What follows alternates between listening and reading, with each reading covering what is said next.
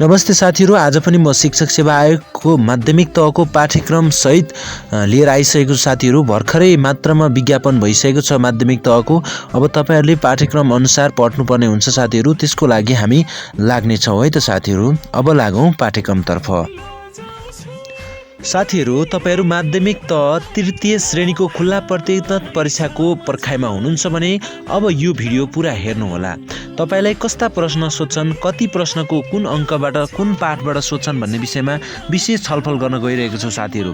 तपाईहरुले लिखित परीक्षा जम्मा पूर्णाङ्क 200 को दिनुपर्ने हुन्छ।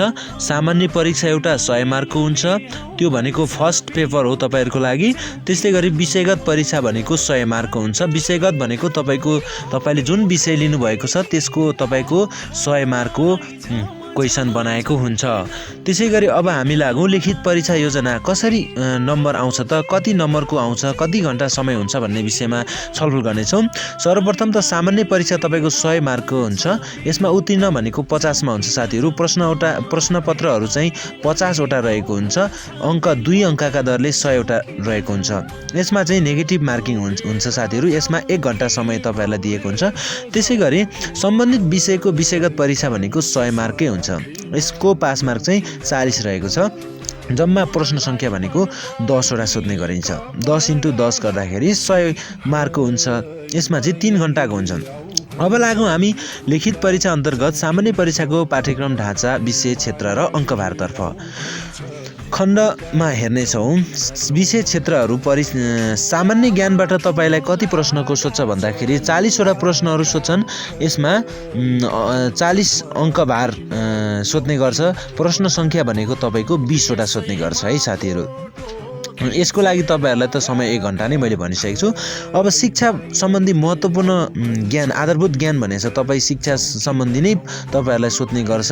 यसमा चाहिँ अङ्कभार 24 हुन्छ। हेर्नु साथीहरू, जम्मा 12 वटा प्रश्नहरू सोध्ने गरिन्छ। त्यस्तै बौद्धिक परीक्षणबाट तपाईलाई बहुवैकल्पिकमा कति सोध्छ भन्दाखेरि 16 वटा प्रश्नहरू 16 अङ्कभारको सोध्ने गरिन्छ। 8 वटा प्रश्नहरू हुन्छ यसमा। अनि सूचना तथा सञ्चार प्रविधि, यसमा 10 अङ्क सोधिन्छ हैन। 5 वटा प्रश्न सोधिन्छ। यसमा चाहिँ 10 अङ्कको। त्यस्तै संविधान शिक्षा सम्बन्धी, यसमा पनि 5 वटा प्रश्न 10 अङ्कको सोध्ने गरिन्छ। अब तपाईले यहाँ विशेष ध्यान दिनुपर्ने कुराहरू छ। वस्तुगत बहुवैकल्पिक परीक्षाको 1 घण्टा समय निर्धारण गरेको छ, अघि नै मैले भनिसकेको छु। अनि वस्तुगत बहुवैकल्पिक प्रश्न उत्तर गलत दिएमा प्रत्येक अङ्कबाट 20 अङ्क तपाईहरुलाई कट्टा गरिनेछ। तर उत्तर नदिएमा अङ्क कट्टा गरिने छैन। तपाईहरुले इक्जाम दिँदाखेरि के गर्नु पर्यो भन्दा साथीहरू, तपाईहरुलाई आउने मात्रै प्रश्न दिनुपर्छ। नत्र भने तपाईले जस्तै 30 वटा मिलाउनु भयो तर 10 वटा मिलाउनु भएन। तपाईले 10 वटा चाहिँ अन्दाजको भरमा हान्नुभयो, तपाईको नेगेटिभ मार्किङले गर्दा 30 पास हुने सम्भावना पनि तपाईको घट्ने हुन्छ। अब यस पाठ्यक्रम अन्तर्गतका विषयवस्तु जेसुकै लेखे तापनि पाठ्यक्रम परेका कानुन ऐन नीति परीक्षाको मिति भन्दा 3 महिना अगाडि संशोधन भई हटाएका थप गरी कायम गरिएको पाठ्यक्रमहरू परेको सम्झिनुपर्छ। यसरी तपाईहरुले हेर्न सक्नुहुनेछ। सामान्य परीक्षामा उत्तीर्ण गरेका उम्मेदवारहरूले मात्र सम्बन्धित विषयको विषयगत परीक्षामा सम्मिलित हुनेछ है साथीहरू। तपाईले फर्स्ट पेपर चाहिँ पहिला पास गर्नुपर्ने हुन्छ, अनि मात्रै तपाईले दोस्रो पेपर अथवा तपाईको विषयगत परीक्षामा तपाई जान सक्नुहुनेछ। नत्र भने तपाईले फेरि अर्को पटक इक्जाम दिनुपर्ने हुन्छ। त्यसैले गर्दाखेरि यो महत्त्वपूर्ण छ। अब हामी माध्यमिक तहको सामान्य परीक्षाको पाठ्यक्रम अङ्क सामान्य ज्ञानभित्र के सोध्छन् भन्ने विषय छलफल गर्नेछौँ। जस्तै सामान्य ज्ञानमा हामीले 40 अङ्कको प्रश्न सोध्छन् भनेको छ। त्यो सम्बन्धी पनि हाम्रो त्योभित्र पनि एउटा के रहेको छ भन्दाखेरि तपाईहरुको विभिन्न रहेको छ। हेर्नु, नेपालको भूगोल रहेको छ, नेपाल इतिहास भयो, नेपालको आर्थिक विकास, वातावरण विज्ञान प्रविधि, अन्तर्राष्ट्रिय सम्बन्ध तथा सङ्घ संस्था, राष्ट्रिय तथा अन्तर्राष्ट्रिय महत्त्वका सामाजिक, आर्थिक, वैज्ञानिक, सांस्कृतिक लगायतका समसामयिक घटनाहरू यस्तो रहेका छन्। त्यसैले गर्दाखेरि यो पनि तपाईहरुको लागि एकदम महत्त्वपूर्ण। अर्को रहेको छ शिक्षा सम्बन्धी आधारभूत 24 अङ्कको हैन। यसमा चाहिँ शिक्षाको परिचय, नेपालको शैक्षिक इतिहास हैन, अनि मनोविज्ञान, अनि सिकाइ प्रक्रिया र सिकाइ सिद्धान्त, हैन, यस्तो कुराहरू पर्ने गर्छ। त्यो शिक्षाको परिचयभित्र पनि तपाईँको भित्रपट्टि हेर्नु शिक्षाको स्वरूपहरू रहेको छ, शिक्षाको आधुनिक प्रविधि यस्तो रहन्छ। अब सिकाइ प्रक्रिया र सिकाइ सिद्धान्तहरूभित्र पनि नि विभिन्न पक्षहरू रहेको हुन्छ। 4 नम्बर पाठ्यक्रम तथा पाठ्यपुस्तकको बारेमा पढ्नुपर्ने हुन्छ। शिक्षण सिकाइ योजना विधि र शिक्षण सामग्री सम्बन्धी पढ्नुपर्ने हुन्छ। मूल्याङ्कन र परीक्षा सम्बन्धी तपाईँले पढ्नुपर्ने हुन्छ। शैक्षिक व्यवस्थापनको बारेमा, शिक्षक पेशागत विकास र शैक्षिक अनुसन्धानको बारेमा पढ्नुपर्ने हुन्छ। अर्को रहेको छ खण्ड गमा साथीहरू, खण्ड क ख ग हुन्छ सामान्य बौद्धिक परीक्षण। तपाईँलाई यहाँ 16 अङ्क सोधिनेछ। यसमा रहेको छ शाब्दिक बौद्धिक परीक्षण हैन, भर्बल इन्टेलिजेन्स टेस्टबाट सोधिने गर्छ। गणितीय क्षमता म्याथमेटिकल एबिलिटीबाट पनि सोध्ने गर्छ। अनि अर्को रहेको छ तपाईँको तार्किक स्थानिक तार्किक सिप भनेको छ हैन। अनि त्यसपछि अर्को रहेको छ दृश्यात्मक धारणात्मक सिप भनेको छ। यसरी सोध्ने गर्छ साथीहरू हैन। तपाईहरुलाई एकदमै महत्त्वपूर्ण रहेको छ यो पाठ्यक्रम हेरेर तपाईले समय मिलाएर पढ्नु होला।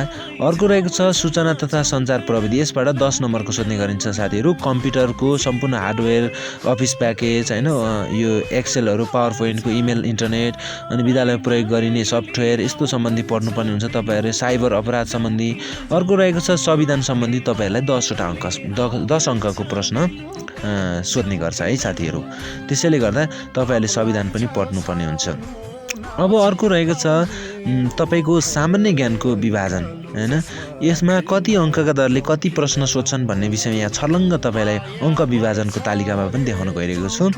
तपाईले खण्ड क मा सामान्य ज्ञान भित्र हेर्नुस्, ब्रह्माण्ड सम्बन्धी तपाईलाई 2 वटा प्रश्न मात्रै सोध्ने गरिन्छ। 2 अङ्कका दरले अङ्क दिइन्छ, 2 दुना 4 नम्बरको। अब विश्व भूगोलको हेर्ने भने 2 अङ्क सोधिन्छ, यहाँ पनि 4 नम्बरको।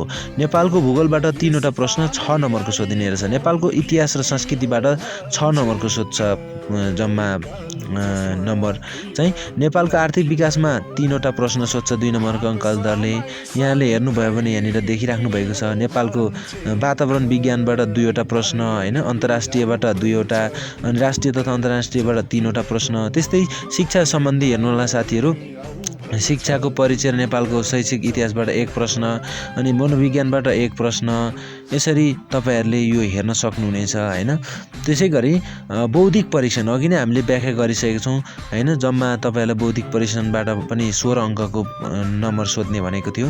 त्यस्तै सूचना प्रविधि, सूचना तथा सञ्चार प्रविधिबाट तपाईहरुलाई 10 नम्बरको सोध्ने भनेको थियो। कसरी छ त भन्दा कम्प्युटरबाट 1 नम्बर सोध्छ, विद्यालयमा प्रयोग गर्ने सफ्टवेयर 1 नम्बर, 2 नम्बर, 1 नम्बर, अनि जम्मा 5 वटा प्रश्नहरु सोध्ने गर्छ 10 नम्बरको। त्यस्तै संविधान सम्बन्धी हेर्नु होला साथीहरू।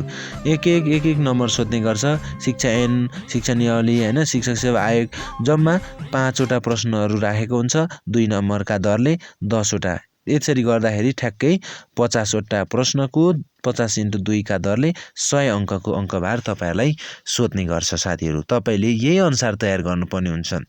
नेपालको संविधानबाट यो नेपालको संविधानबाट त सोध्दैन के पढ्नु भनेर तपाईहरु त्यस्तो नगर्नु होला।